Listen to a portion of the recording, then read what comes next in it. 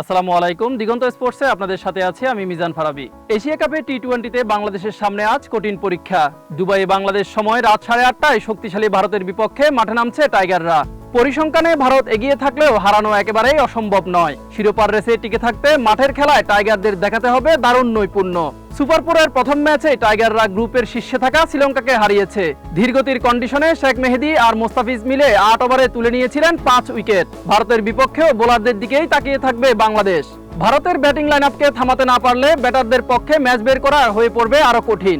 2019 সালের পর থেকে ভারতকে আর টি-20তে হারাতে পারেনি টাইগাররা। মুখোমুখি রেকর্ডেও ব্যবধানে এগিয়ে আছে ভারত। এসব রেকর্ড তো ভাঙার জন্যই, নিজেদের দিনে জ্বলে উঠতে পারলে আরো একবার হাসবে টাইগার বাহিনী।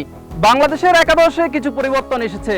ওপেনিংয়ে সাইফ হাসান ও তানজিদ হাসান তামিমের খেলা প্রায় নিশ্চিত। তিনি থাকবেন লিটন, যদিও তার ইনজুরির কারণে শেষ মুহূর্তে সুযোগ পেতে পারেন নুরুল হাসান সোহান। তাওহিদ হৃদয়, জাকের আলী অনিক ও শামীম পাটোয়ারি থাকার সম্ভাবনাই বেশি। স্পিনে থাকছেন নাসুম আহমেদ ও শেখ মেহেদী। পেস আক্রমণে থাকছে কাটার মুস্তাফিজুর রহমান ও তাসকিন আহমেদ। সাথে দলে ফিরতে পারেন তানজিম হাসান সাকিব। ভারতকে হারাতে পারলেই ফাইনালের দরজা খুলবে লিটনদের। আজ রাতে দুবাইয়ের মাঠে ইতিহাস গড়ার মুখোমুখি হবে টাইগাররা। মিজান ফারাবি, নয়া দিগন্ত।